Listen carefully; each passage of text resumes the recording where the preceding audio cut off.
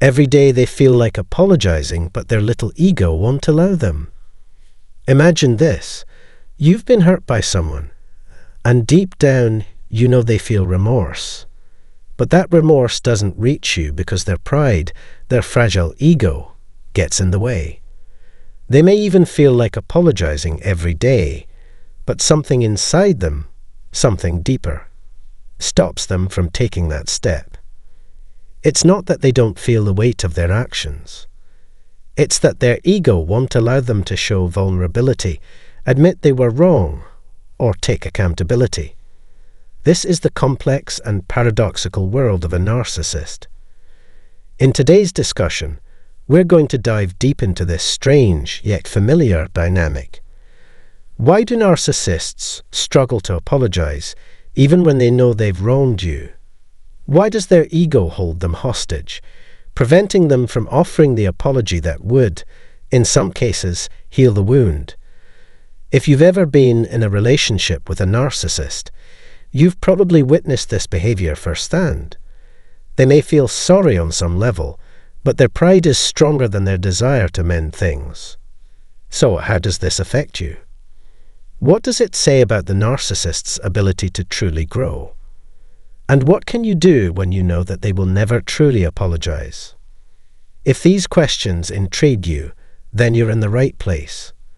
By the end of this video, you'll have a clearer understanding of narcissistic behavior, the impact of their ego on their actions, and why it's crucial to recognize that their inability to apologize is just one of many manipulative tactics they use to maintain control.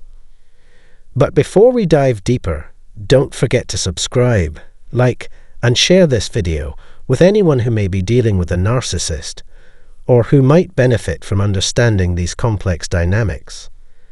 The more we shed light on this topic, the more empowered we all become. Now let's talk about the heart of the issue. Why does the narcissist feel the need to apologize, but never actually do it? 1. The struggle with vulnerability.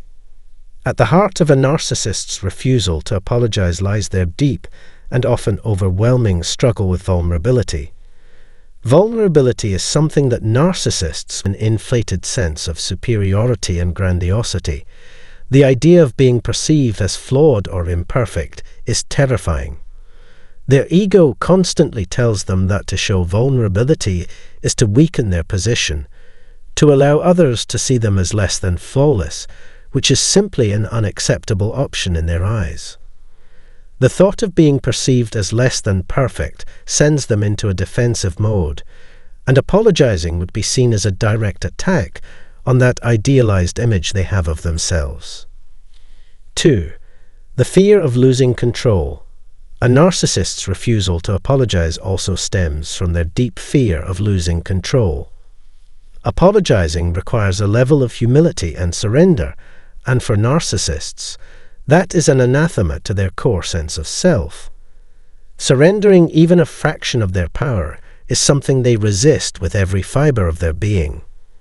To apologize would mean admitting that they were wrong, which in turn would expose their vulnerability and could risk undermining their perceived authority in the situation.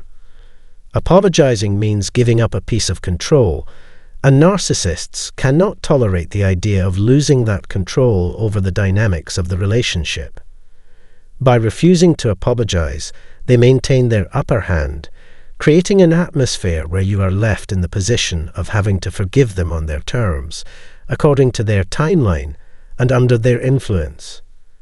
This dynamic allows them to retain power over the situation, despite the fact that they know they've hurt you deeply.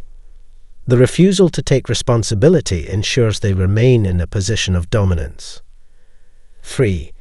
Narcissistic supply and the need for validation. At the core of the narcissist's refusal to apologize lies their insatiable need for external validation. Narcissists rely heavily on the admiration and attention of others to feel good about themselves and maintain their sense of worth. Apologizing would risk diminishing that validation. Why would they humble themselves and apologize when they could continue to manipulate the situation and continue to receive admiration, attention, or even sympathy without ever having to admit that they were wrong. They are deeply invested in maintaining a facade of perfection and superiority, and acknowledging their flaws would destabilize that illusion. Their need for constant validation overrides any genuine desire to make amends or show remorse for their hurtful actions. The narcissist sees no benefit in apologizing when they could instead continue to play their manipulative games, collecting admiration and validation without consequence. 4. The lack of true empathy. Narcissists typically do not experience empathy in the way that others do. While they may be able to intellectually understand that their actions have caused harm, they are usually incapable of truly feeling sorry or remorseful for what they've done.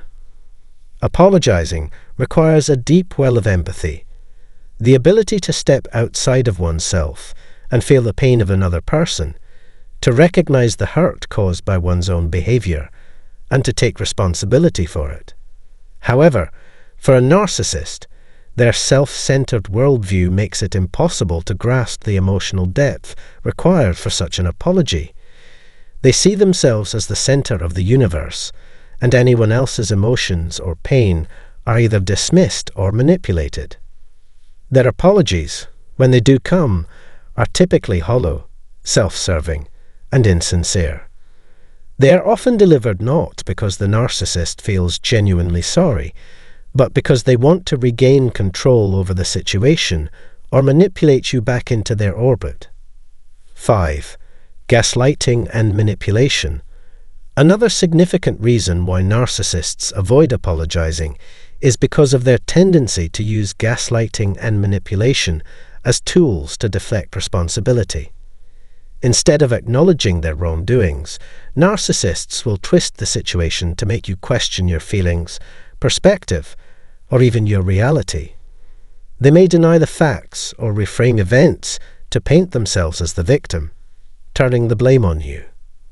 In their mind, they have done nothing wrong, and if you feel hurt, it's because you've misunderstood them or are overreacting.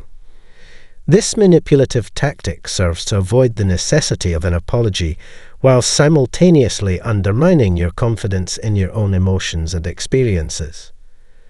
Gaslighting shifts the narrative in their favor, helping them escape responsibility for their actions and placing the blame squarely on your shoulders.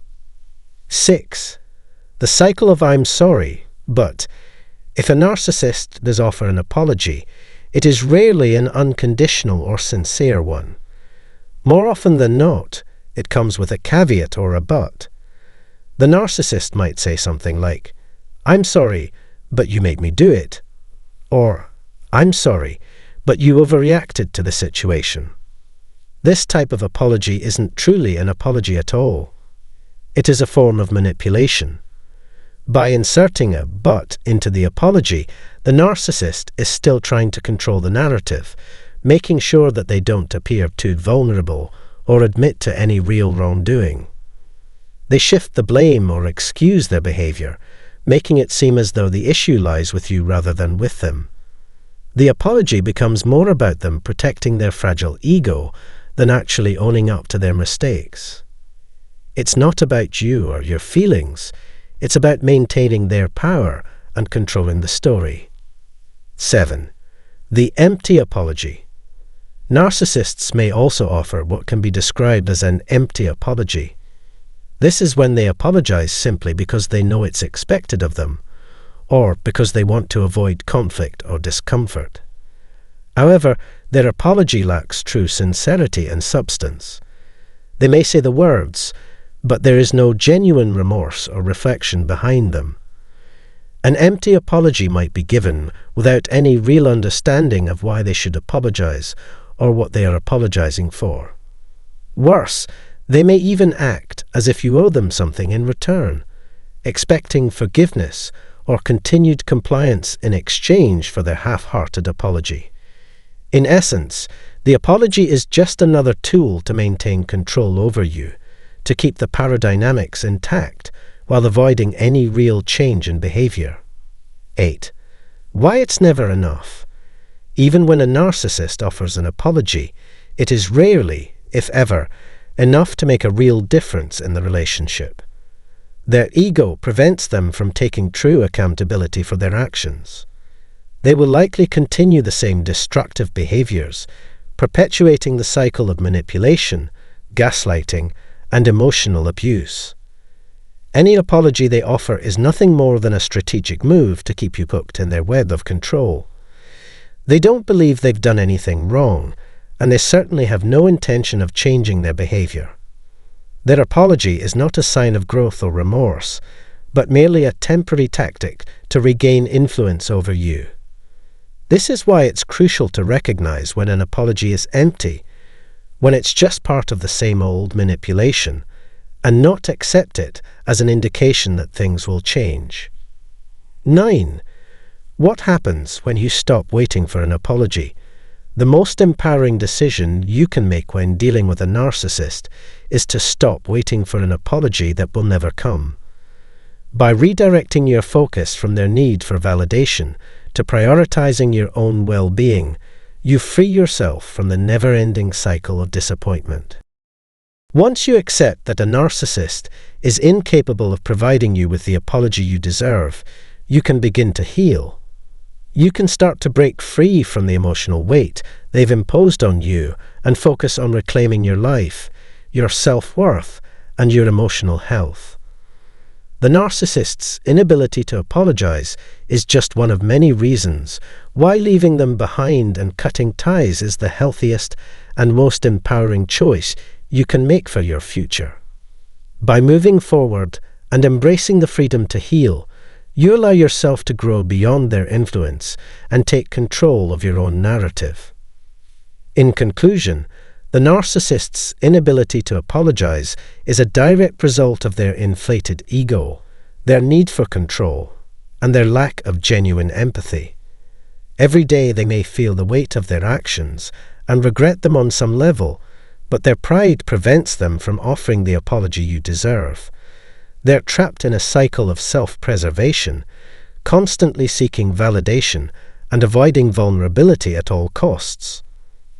Understanding this behavior can help you navigate the complexities of a relationship with a narcissist, but more importantly, it can empower you to take control of your own life and move forward without waiting for something that will never come. Thank you for joining me in today's discussion. If you found this video helpful, be sure to like, share, and subscribe for more insights into the world of narcissism and how to protect yourself from their toxic behaviors. You deserve respect, love, and accountability. Never settle for less. Stay strong and keep moving forward.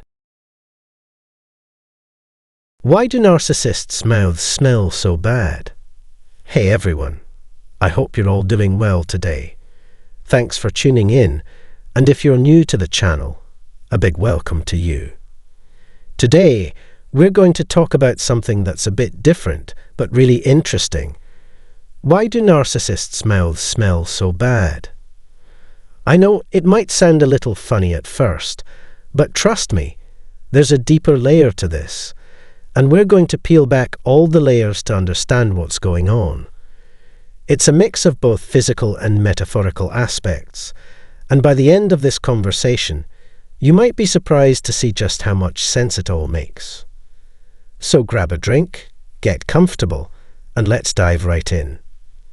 So let's start with the most obvious part, the physical side of things.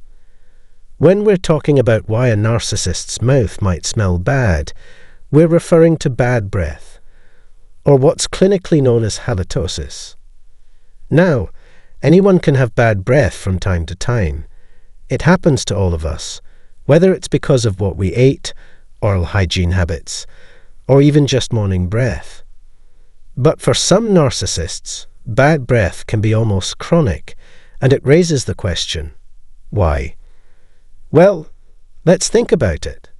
A lot of the factors that contribute to bad breath have to do with habits, self-care, and overall health, all things that are surprisingly connected to the traits of a narcissistic personality. First, let's talk about oral hygiene. One of the common traits of narcissism is self-centeredness. an obsession with self that often manifests in outward appearances. Narcissists are typically very focused on how they look to others. They might be impeccably dressed, have perfect hair, and use every tool in their arsenal to project an image of superiority and attractiveness. However, this focus on appearance often doesn't extend to their health in the same way. They're more concerned about looking good than actually taking care of themselves in a way that promotes long-term health and well-being. This can result in a lack of proper self-care when it comes to things that aren't immediately visible, like oral hygiene. Good oral hygiene is about more than just having clean teeth. It requires regular brushing, flossing, dental checkups, and being mindful of what you put into your body. But for some narcissists, these behind-the-scenes routines don't hold much importance unless they directly impact how they're perceived. If brushing and flossing aren't an urgent priority in their eyes, because it's not something others are likely to notice right away, they might neglect those habits. Over time, this neglect can lead to issues like plaque buildup, tooth decay, gum disease, and ultimately, chronic bad breath. But there's more to it than just hygiene. Let's think about the lifestyle habits and choices that can contribute to bad breath too. Narcissists often engage in behaviors that are short-sighted and self-serving. They tend to have impulsive tendencies, seeking immediate gratification without much thought for the consequences. For instance, a narcissist might indulge heavily in foods or drinks that cause bad breath, like strong-smelling foods, alcohol, and coffee, because these things give them pleasure in the moment. They might not care about how these habits affect their breath or long-term health, as long as they're satisfying their cravings or enjoying the immediate pleasure they get from these consumables. Add to that the potential for smoking, which is another habit that's not uncommon among narcissists. Smoking doesn't just cause bad breath. It also dries out the mouth and creates an environment where bacteria can thrive. A dry mouth means there's less saliva to wash away food particles and bacteria, which can lead to even worse breath over time. And the thing is, narcissists may continue these habits despite knowing their negative effects, because they're often more focused on their own wants and desires than on how their actions affect their health, or how they might be perceived by others in ways they don't immediately control. Another aspect to consider is stress and anxiety. Narcissists are known to have a lot of inner turmoil, even if they don't show it outwardly. They often have a fragile self-esteem that they're constantly trying to protect, and this can create a significant amount of stress and anxiety. You might wonder how this relates to bad breath, but hear me out. High levels of stress and anxiety can cause physical symptoms, one of which is dry mouth, which, as mentioned before, is a breeding ground for bacteria and a major contributor to bad breath. Additionally, stress can lead to gastrointestinal issues, acid reflux, and other digestive problems, all of which can contribute to bad breath as well. So when we look at all these factors, poor oral hygiene habits, indulgent lifestyle choices, smoking, stress, and gastrointestinal issues, it's easy to see how a narcissist might struggle with chronic bad breath. It's a kind of physical manifestation of the carelessness they have toward their own well-being, as long as it doesn't affect their outer image. Now, let's move to a deeper, more metaphorical layer of this question. Because when we talk about why a narcissist's mouth might smell bad, we're not just talking about physical breath. We're also talking about the way they speak, what comes out of their mouths, and the energy they project. It's a way of saying that what a narcissist communicates, their lies, manipulations, and negative energy, as a kind of stink to it. Narcissists are often known for speaking in ways that are toxic, hurtful, and damaging to those around them.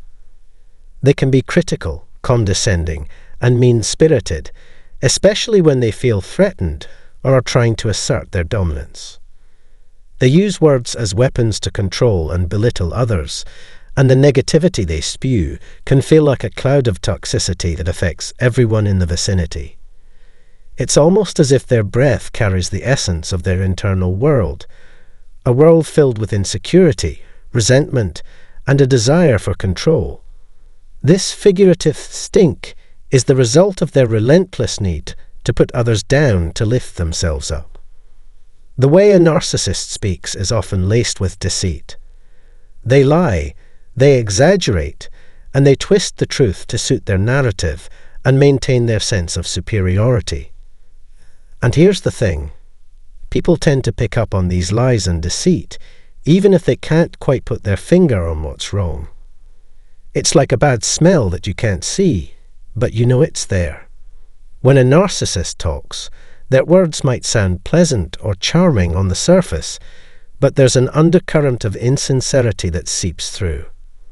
This is why their words can feel so hollow or manipulative, because what they're saying isn't coming from a place of genuine connection or care. Another way to think about the bad smell of a narcissist's mouth is through their lack of authenticity. Narcissists are not in touch with their true selves. They're constantly putting on a performance to maintain their image and manipulate how others see them. This disconnection from their authentic self creates a kind of energetic dissonance, a feeling that something is off. It's as though the words they speak are disconnected from their true feelings and intentions, and that disconnect has a kind of repulsive effect on those who are more in tune with authenticity and truth. When a narcissist is lying, manipulating, or putting someone down, it's like their words carry a foul odor, not necessarily one that you can smell with your nose, but one that you can sense with your spirit. The negativity, deceit, and malice they project are palpable. And this is why being around a narcissist can often feel draining, suffocating, or downright unpleasant. It's like standing in a room that smells bad. You might not be able to identify exactly where the smell is coming from, but you know that it's there and that it makes you uncomfortable. So, in both a physical and metaphorical sense, the bad smell of a narcissist's mouth reflects the way they care for themselves, the way they treat others, and the energy they bring into the world. It's a combination of poor self-care, unhealthy habits, a disregard for their own health and well-being, and the toxicity they project through their words and actions.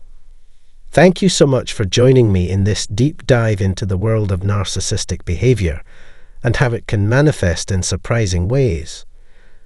I know it's a complex and layered topic, but I hope it's given you some insight into how both the physical and metaphorical aspects of a narcissist's bad breath are connected to their behavior and mindset.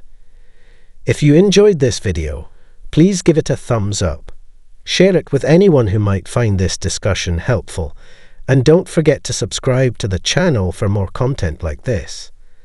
And as always, I'd love to hear your thoughts, experiences, and questions in the comments below. Your perspective matters, and we're all here to learn from each other.